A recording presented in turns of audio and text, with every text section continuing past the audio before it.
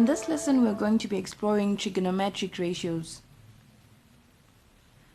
A simple definition of trig ratio is the ratios of the sides of any right-angled triangle in relation to its acute angles. This definition leads us to the fact that when studying trig ratios, we pay attention to right-angled triangles because the ratios apply to these alone.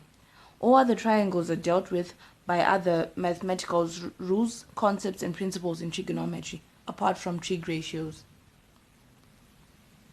The trig ratios we're going to be working with throughout this lesson are sine, cosine, and tangent. However, for short, we'll refer to them as sine, cos, and tan.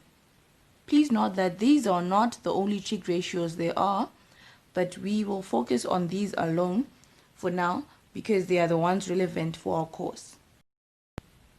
When working with trig ratios, we have to refresh our knowledge on the naming of the sides of a right-angled triangle. Firstly, the hypotenuse is that side which is opposite the right angle. When a triangle is upright, the hypotenuse is neither horizontal nor vertical, but rather diagonal. So here we have our right angle. Therefore, this becomes the hypotenuse as labeled. In relation to this angle marked here, which we'll call x, the opposite, as its name suggests, lies opposite the acute angle of our focus. So the opposite is right here, as our arrow will show. Now, the adjacent is that side which is attached to the acute angle. It is in the same line with the acute angle. Just like opposite, the name itself gives us the guidance that the adjacent is adjacent with the angle here. This is how we would use the trig ratios in finding the length of sides and the sizes of acute angles. That means that to get the sine of any given angle of a right-angled triangle, we divide the opposite by the hypotenuse. If we were to call our angle of reference theta, cos theta would be equal to adjacent of hypotenuse, and the tan of theta would be opposite of adjacent. We will carry the findings from this table throughout the lesson until it sticks in our heads. To find the sine of an angle, you divide its opposite by hypotenuse. Therefore, sine x is equal to opposite over hypotenuse when x is the unknown angle. To find the cosine of an angle, you divide its adjacent by the hypotenuse. Cos x is equal to a over h. The tangent of any angle is found by dividing its opposite by the adjacent. Therefore, tan x is equal to opposite over adjacent. Having said all this, we are led to the cheat code SOHCAHTOA. The cheat code gives you the bulk of the trig ratios powers. The first column with S, C, and T represents sine, cos, and tan. The second one represents the numerators and their ratios, and the third represents the denominators. To focus on each ratio, SO, which is SOH, is meant to show how sine x is equal to opposite over adjacent, where x is an unknown angle. Cos x is also adjacent of hypotenuse, shown by CAH. And then the TOA part, TOA, represents tan is equal to opposite over adjacent. Alternatively, some students prefer using the cheat code SOHCAHTOA, which is in the order ratio, denominator, and numerator in terms of its columns. There is need to be careful when using this one because there's a risk of interchanging and misplacing the fraction values. For that reason, I encourage using SOHCAHTOA because it is in the order in which most people would write it. The ratio, the numerator, and then the denominator.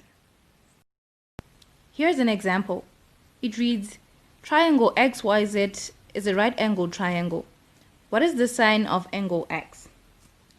Referring back to our table or cheat codes, the sine of an angle is given by opposite over hypotenuse. Given that sine x is equal to opposite over hypotenuse, the hypotenuse of this triangle is 5 and the opposite is 3. Therefore, sine x is 3/5. The reason why we're learning to use trig ratios is so that we use them to find the size of angles and the lengths of triangle sides. So by just finding the value of sine x, for example, we will not have done it all. We need to eliminate the sine, tan, or cos to remain with the actual values of the angle sizes. And arcs are used for that. Arcs are inverses, that is the trig ratio with the power of -1.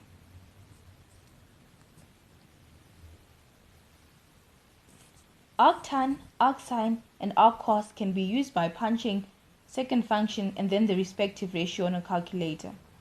For example, for arctan, you press second function followed by the tan. As you can see on this common type of calculator, the arcs are in orange above sine, cos, and tan. The purpose of these arcs is to eliminate cos, sine, and tan because they are all inverses of the 3. By multiplying any value by its inverse, we get a 1. For example, 3 multiplied by a third gives us a 1. The same principle is used in trig ratios. Going back to our first example, where sine x became 3/5, we multiply both sides by arcsine to find the size of angle x. Multiplying sine and arcsine on the left-hand side does away with the sine, leaving just the x on that side. We can then find the exact value of x by entering arcsine 3/5 on a calculator. By multiplying both sides of the equal sign by arctan, we eliminate tan, or x is equal to the tan inverse of 3/4, which precisely is 36.9 when rounded to 1 decimal place. We do the same for cos x, and our answer becomes 36.9 again. This shows that x is accurately 36.9 degrees. By using all the 3 ratios, we get the same answer. The series of tables coming now are not meant to be memorized nor known by heart or even by head. They're just a guide on examples of scenarios where trig ratios are used and how to use them. For example, when you need to find an angle, rarely are you given all the sides of the triangle.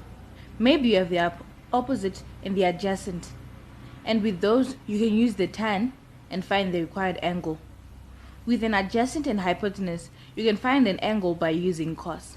With an opposite and hypotenuse, you can find an angle by using sine. When you're given an angle and a particular side, you can still use the same trig ratios to find a required side.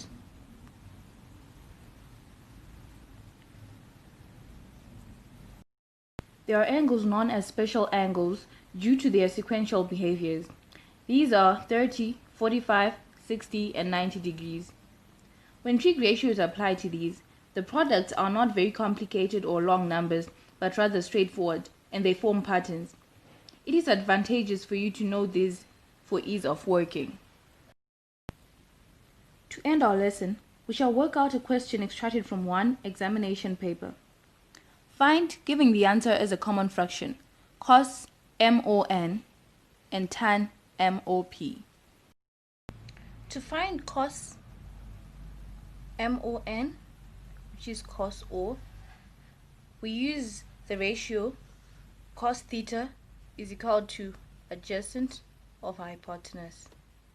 Our adjacent is 15 and our hypotenuse is 17, and that makes our answer 15/17 because the answer is required to be a common fraction. This marks the end of our lesson. I hope it was very helpful.